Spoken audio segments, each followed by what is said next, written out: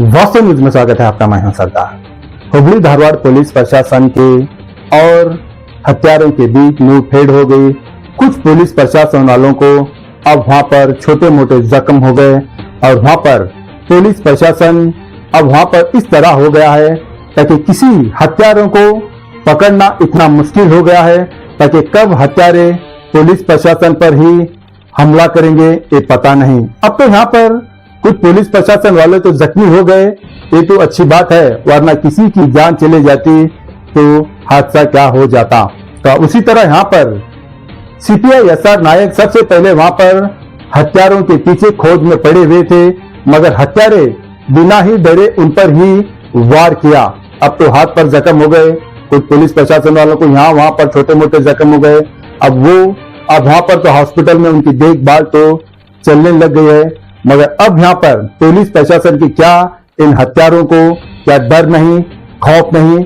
आखिर इतना क्यों जो बेरहमी से जो पुलिस वालों पर ही इन्होंने उन पर वार किया? तो अब इस पर अब हत्यारे तो फरार थे, मगर पुलिस को ये खबर लग गई ताकि हत्यारे यहाँ पर उनको पॉइंट टू पॉइंट खबर लगने के बाद अब वहां पर पुलिस प्रशासन तो पहुंच गई, मगर सीधे सीधे इनको अरेस्ट करके लाना तो था, मगर इन्होंने अब वो हत्यारे पुलिस वालों पर ही हमला करना शुरू कर दिया। अब देखो कानून का तो डर भयभीत कितना अब नहीं रह गया इन हत्यारों को। तो अब इसी ग्राउंड रिपोर्ट में देखिए, आएगा देखेंगे एक रिपोर्ट में।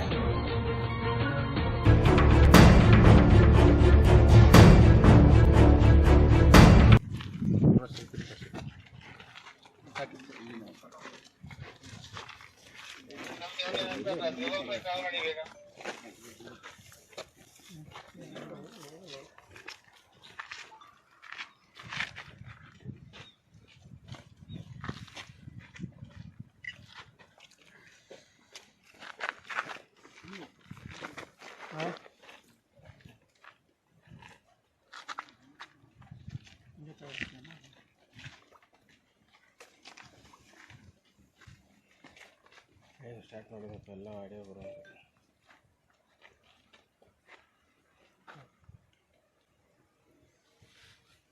ಹುಬ್ಬಳ್ಳಿ ಧಾರವಾಡದಲ್ಲಿ ಪುಡಿ ರೌಡಿಗಳ ಅಟ್ಟಹಾಸ ಮುಂದುವರೆದಿದ್ದು ಓರ್ವ ಒಂದು ರೌಡಿ ಶೀಟರ್ನ ಒಂದು ಆಫೀಸರ್ನ ತಡೆಯಾಗಿತ್ತು.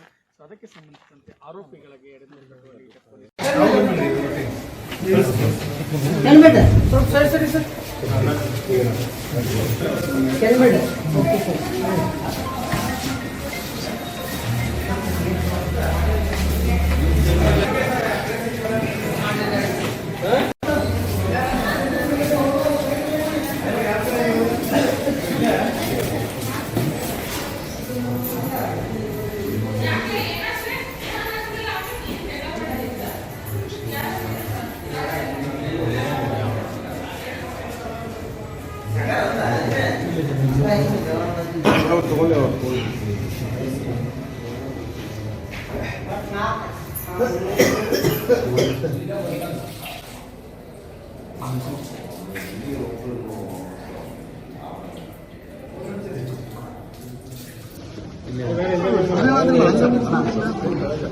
ಬಿಟ್ಟು ಬಿಡ್ರಪ್ಪ, ಸುಮ್ಮನೆ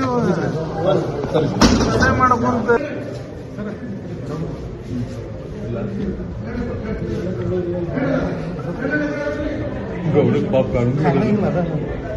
ಸರ್ ಸ್ವಲ್ಪ ಏನು ಬಗ್ಗೆ ಏನು ಹೋಗ್ಬಿಡಿ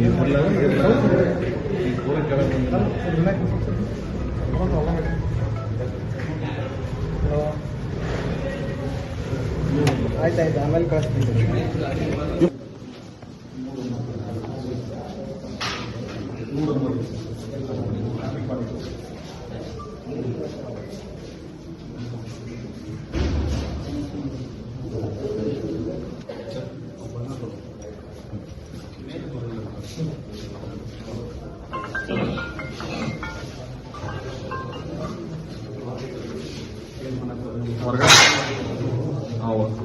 ಓಕೆ, ಆಮೇಲೆ ಬರ್ತೀನಿ.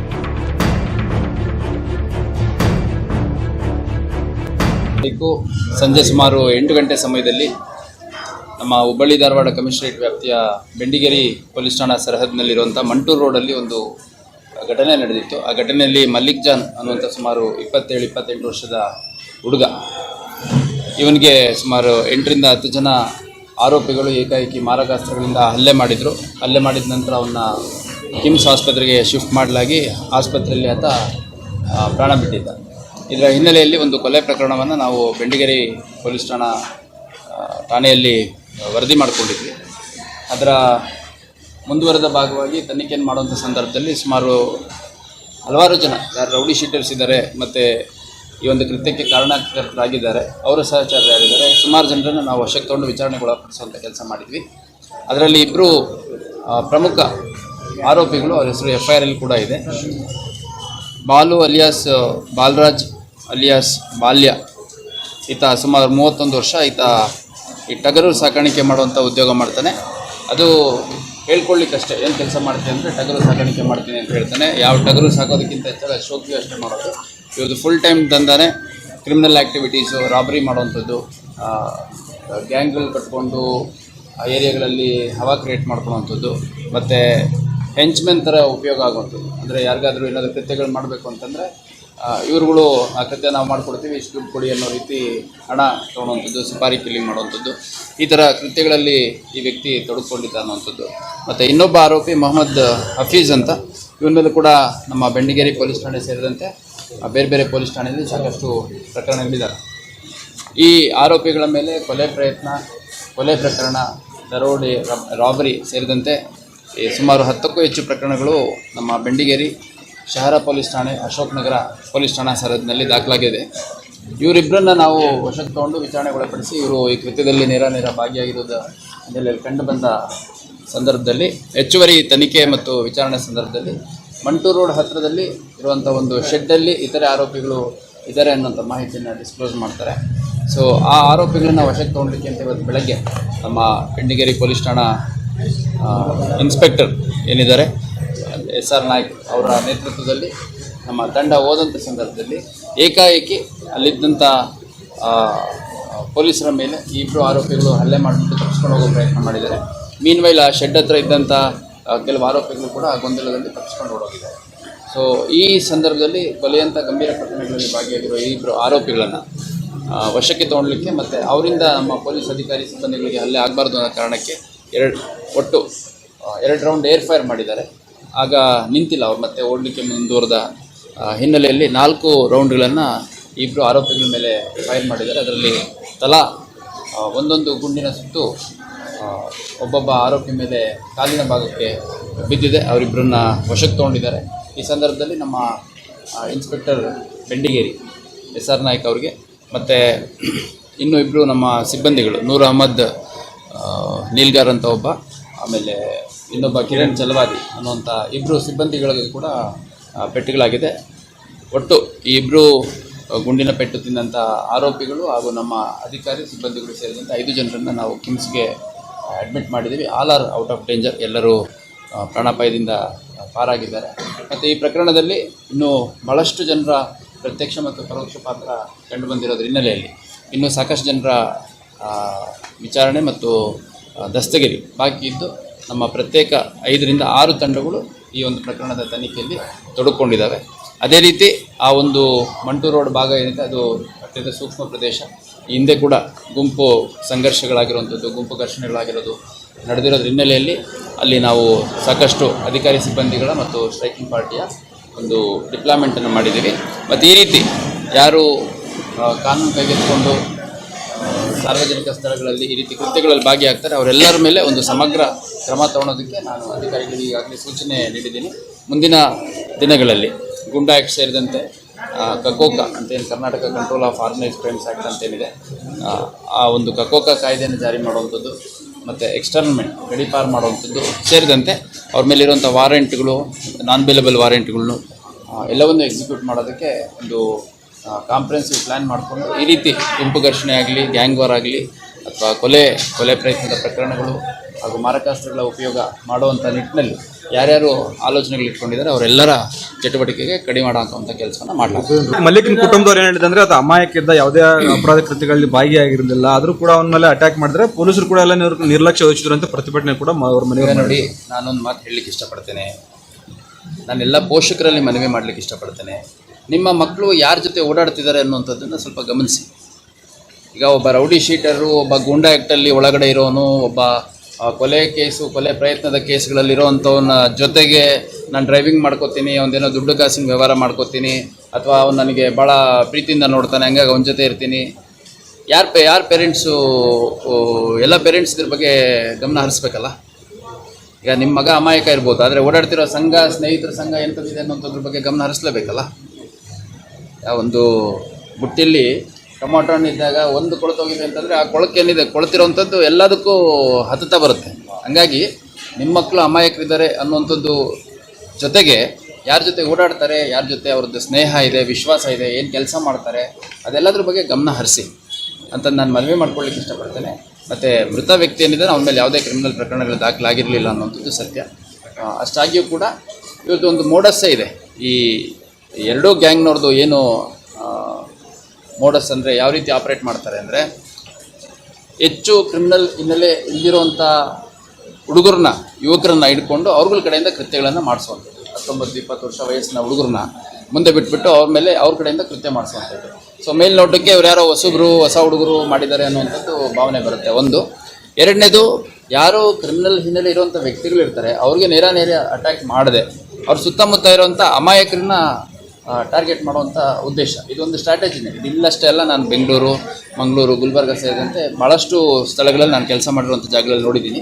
ಉದ್ದೇಶ ಏನಂದರೆ, ಯಾರೋ ಒಬ್ಬ ಇನ್ನೋಸೆಂಟ್, ಯಾವುದೇ ಕ್ರಿಮಿನಲ್ ಹಿನ್ನೆಲೆ ಇಲ್ದಿರೋವಂಥ ವ್ಯಕ್ತಿನೂ ಹೊಡಿತಾರೆ ಅಂತಂದರೆ ಆ ಗ್ಯಾಂಗ್ ಹತ್ರ ಬರಲಿಕ್ಕೆ, ಆ ಗ್ಯಾಂಗ್ ಸುತ್ತಮುತ್ತ ಗುರುತಿಸ್ಕೊಳ್ಳಿಕ್ಕೆ ಎಲ್ಲರೂ ಹಿಂಜರಿತಾರೆ ಅನ್ನುವಂಥದ್ದು ಇದರ ಉದ್ದೇಶ. ಒಂದು. ಎರಡನೇದು, ಹೆಚ್ಚು ಕ್ರಿಮಿನಲ್ ಹಿನ್ನೆಲೆ ಇಲ್ದಿರುವಂಥ ಕೆಲವು ಸಂದರ್ಭದಲ್ಲಿ ಅಪ್ರಾಪ್ತರನ್ನು ಮತ್ತು ಚಿಕ್ಕ 19-21 ವರ್ಷ ವಯಸ್ಸಿನ ಹುಡುಗರನ್ನು, ಕ್ರಿಮಿನಲ್ ಹಿನ್ನೆಲೆ ಇಲ್ದಿರುವಂಥ ಹುಡುಗರನ್ನ ಕೃತ್ಯಗಳಿಗೆ ಪ್ರೋತ್ಸಾಹಿಸಿಬಿಟ್ಟು ಈ ರೀತಿ ಮಾಡಿಸೋದ್ರಿಂದ ಒಂದೇ ಕೇಸ್ ಆಗಿರುತ್ತೆ, ಪೊಲೀಸರು ಏನು ಕ್ರಮ ತೊಗೊಳ್ತಾರೆ, ಅಥವಾ ಅವರವರೇ ಹೊಸದಾಗಿ ಮಾಡ್ಕೊಂಡಿದ್ದಾರೆ ಅಂತಂದು ನಾವು ಬಚಾವಾಗ್ಬೋದು ಅನ್ನುವಂಥದ್ದು. ಅದೇ ರೀತಿ ಕಾನ್ಸ್ಪಿರಸಿ ಮಾಡಿಬಿಟ್ಟು ಎಲ್ಲ ಸ್ಕೆಚ್ಚಾಗಿ ಕೊಟ್ಟು ಯಾವ ರೀತಿ ಎಕ್ಸಿಕ್ಯೂಟ್ ಮಾಡಬೇಕು, ಅದಕ್ಕೆ ಗಾಡಿ ಸಪೋರ್ಟ್ ಏನು ಬೇಕು, ಹಣದ ಸಪೋರ್ಟ್ ಏನು ಬೇಕು, ಅದೇ ರೀತಿ ನಂತರದ ದಿನಗಳಲ್ಲಿ ಲಾಯರ್ಗಳ ಖರ್ಚೇನಿರುತ್ತೆ, ಕೋರ್ಟ್ ಖರ್ಚೇನಿರುತ್ತೆ, ಅದನ್ನೆಲ್ಲ ನಾವು ನಿರ್ವಹಿಸ್ತೀವಿ ಅಂತ ಜವಾಬ್ದಾರಿ ತೊಗೊಂಡು ಅಫೆನ್ಸ್ ಆಗೋ ಟೈಮಲ್ಲಿ ನಾವು ಈ ಸ್ಥಳದಲ್ಲಿ ಇರಲಿಲ್ಲ ಅನ್ನೋ ರೀತಿ ಬೇರೆಲ್ಲ ಹೋಗಿ ಕೂತ್ಕೊಳ್ಳೋವಂಥ ಒಂದು ಪ್ರವೃತ್ತಿನೂ ಇದೆ. ಅದು ಕೂಡ ಈ ಒಂದು ಪ್ರಕರಣದಲ್ಲಿ ಕೆಲ ಆರೋಪಿಗಳಿಂದ ನಮಗೆ ನಡೆದಿರುವಂಥದ್ದು ಕಂಡು ಬಂದಿದೆ. ಹಂಗಾಗಿ ಹುಬ್ಬಳ್ಳಿ, ಧಾರವಾಡ ಏನಿದೆ ಅತ್ಯಂತ ಶಾಂತಿಪ್ರಿಯ ನಗರಗಳಿದ್ದಾವೆ. ಈ ಅವಳಿ ನಗರಗಳಿಗೆ ತನ್ನದೇ ಆದಂಥ ಒಂದು ಶ್ರೇಷ್ಠತೆ ಇದೆ, ತನ್ನದೇ ಆದಂಥ ಒಂದು ಶಕ್ತಿ ಇದೆ. ಇದೊಂದು ಶಿಕ್ಷಣ ಕಾಶಿ ಹೌದು, ಉದ್ಯೋಗ ಕಾಶಿ ಹೌದು, ಮೆಡಿಕಲ್ ಲಕ್ಷಾಂತರ ಜನ ಹೊರ ಜಿಲ್ಲೆಗಳಿಂದ, ಹೊರ ರಾಜ್ಯಗಳಿಂದ ಇಲ್ಲಿ ವ್ಯಾಪಾರ, ವಹಿವಾಟು, ವಿದ್ಯಾಭ್ಯಾಸಕ್ಕೆ ಬರ್ತಾರೆ. ಅವ್ರು ಯಾರಿಗೂ ನಮ್ಮ ಹುಬ್ಬಳ್ಳಿ ಧಾರವಾಡದಲ್ಲಿ ಸುರಕ್ಷತೆಯ ಕೊರತೆ ಇದೆ ಅಂತ ಭಾವನೆ ಬರಬಾರ್ದು. ಆ ನಿಟ್ಟಿನಲ್ಲಿ ನಮ್ಮ ಪೊಲೀಸ್ ಇಲಾಖೆ ಭಾಳ ದಿಟ್ಟವಾಗಿ ಕ್ರಮ ತಗೊಳುತ್ತೆ, ಕಠಿಣ ಕಾನೂನು ಕ್ರಮಗಳನ್ನು ಕೈಗೊಳ್ಳುತ್ತೆ. ಈಗಾಗಲೇ ಕೈಗೊಂಡಿದ್ದೀವಿ. ನಮ್ಮಲ್ಲಿ 4 ಗುಂಡಾ ಆ್ಯಕ್ಟ್ ಮಾಡಿದ್ದೀವಿ. ನಮ್ಮ ಕ್ರಮವನ್ನು ಹೈಕೋರ್ಟ್ ಅಡ್ವೈಸರಿ ಬೋರ್ಡ್ ಅವರು ಅಪೋಲ್ಡ್ ಕೂಡ ಮಾಡಿದ್ದಾರೆ. ಸುಮಾರು 107 ಜನರನ್ನು ನಾವು ಗಡಿಪಾರು ಮಾಡಿದ್ದೀವಿ. ಇದರ ಜೊತೆಯಾಗಿ ಇನ್ನೂ ಮುಂದಿನ ದಿನಗಳಲ್ಲಿ ಹೆಚ್ಚಿನ ಕ್ರಮಗಳನ್ನು ತಗೊಳೋದ್ರ ಮುಖಾಂತರ ಹುಬ್ಬಳ್ಳಿ, ಧಾರವಾಡ, ಅವಳಿ ನಗರವನ್ನು ಹೆಚ್ಚು ಸುರಕ್ಷಿತವಾಗಿ ಮಾಡೋ ನಿಟ್ಟಿನಲ್ಲಿ ನಾವು ಪ್ರಯತ್ನ ಮಾಡ್ತೀವಿ. ನಾನು ಎಲ್ಲ ಸಾರ್ವಜನಿಕರಿಗೂ ಮತ್ತು ಪೋಷಕರಿಗೂ ಮುಖ್ಯವಾಗಿ ಮನವಿ ಮಾಡುವಂಥದ್ದು, ತಮ್ಮ ಮಕ್ಕಳು ಎಲ್ಲಿ ಹೋಗ್ತಾರೆ, ಎಲ್ಲಿ ಬರ್ತಾರೆ, ಯಾರ ಜೊತೆ ಸಹವಾಸ ಇದೆ, ಇದೆಲ್ಲದ್ರ ಬಗ್ಗೆ ಸ್ವಲ್ಪ ಗಮನ ಹರಿಸಿ ತಾವುಗಳು ಖುದ್ದಾಗಿ, ಪ್ಲಸ್ ತಮ್ಮ ಕಮ್ಯುನಿಟಿ ಲೀಡರ್ಸ್ ಏನಿದ್ದಾರೆ ಅಥವಾ ಸ್ಥಳೀಯ ಚುನಾಯಿತ ಪ್ರತಿನಿಧಿಗಳಿರ್ತಾರೆ ಅವ್ರಗಳ ಕಡೆಯಿಂದ ತಿಳುವಳಿಕೆ ಹೇಳಿಸೋದ್ರ ಮುಖಾಂತರ ಕ್ರೈಮ್ ಸೇರಿದಂತೆ ಬೇರೆ ಬೇರೆ ಇಲ್ಲಿಗಲ್ ಚಟುವಟಿಕೆಗಳಲ್ಲಿ ತೊಡಗಿಸ್ಕೊಳ್ಳದೆ ಒಳ್ಳೆ ರೀತಿಯಲ್ಲಿ ಸರಿ ಮಾರ್ಗದಲ್ಲಿ ಹೋಗಲಿಕ್ಕೆ ಎಲ್ಲರೂ ಪ್ರಯತ್ನ ಮಾಡಬೇಕು. ನಾವು ಸುಮಾರು 500ಕ್ಕೂ ಹೆಚ್ಚು ಜನ ಯಾರು ರೌಡಿ ಶೀಟರ್ಸ್ ಇದ್ದರು ಅವ್ರದ್ದು ರೌಡಿ ಶೀಟನ್ನು ಮುಕ್ತಾಯ ಮಾಡಿದ್ದೀವಿ. ಹಳೆಯ ರೌಡಿ ಶೀಟರ್ಗಳಿರ್ಬೋದು, ಅಥವಾ ಇತ್ತೀಚಿನ ದಿನಗಳಲ್ಲಿ ಚಟುವಟಿಕೆ ಇಲ್ದಿರೋವಂಥವ್ರು, ಭಾಳ ಹಿಂದಿನ ವರ್ಷಗಳಲ್ಲಿ ರೌಡಿ ಶೀಟ್ ಓಪನ್ ಆಗಿದ್ದಂಥವ್ರು, ವಯಸ್ಸಾಗಿರೋವಂಥವ್ರು, ಇಂಥವ್ರನ್ನೆಲ್ಲ ನಾವು ಕ್ಲೋಸ್ ಮಾಡಿದ್ವಿ. ಸುಮಾರು 500ಕ್ಕೂ ಹೆಚ್ಚು ರೌಡಿ ಶೀಟ್ನ ಕ್ಲೋಸ್ ಮಾಡಿದ್ವಿ. ಉದ್ದೇಶ ಏನಂದರೆ ಎಲ್ಲರೂ ಮುಖ್ಯವಾಹಿನಿಗೆ ಬರಬೇಕು ಅಂತಂದು. ಹಂಗಾಗಿ ಇನ್ನು ಮುಂದಿನ ದಿನಗಳಲ್ಲೂ ಕೂಡ ಯಾರು ಮುಖ್ಯವಾಹಿನಿಗೆ ಬಂದು ಒಳ್ಳೆ ರೀತಿಯಲ್ಲಿ ಇರ್ತಾರೆ ಅವ್ರ ಮೇಲೆ ಕಾನೂನು ಕ್ರಮವನ್ನು ಕೈಗೊಳ್ಳದೇ ಇರುವಂಥದ್ದು ಮತ್ತು ರೌಡಿ ಶೀಟ್ಗಳು ಮುಕ್ತಾಯ ಮಾಡುವಂಥದ್ದು, ಅದ್ರ ಬಗ್ಗೆ ನಾವು ನಮ್ಮ ಇಲಾಖೆ ಮುಕ್ತವಾಗಿದೆ. ಅದರ ಜೊತೆಗೆ ಯಾರು ಇದೇ ರೀತಿ ಚಟುವಟಿಕೆಗಳು ಮುಂದುವರಿತಾರೆ ಅವ್ರ ಮೇಲೆ ಕಠಿಣ ಕಾನೂನು ಕ್ರಮವನ್ನು ಕೈಗೊಳ್ಳಲಾಗಿದೆ.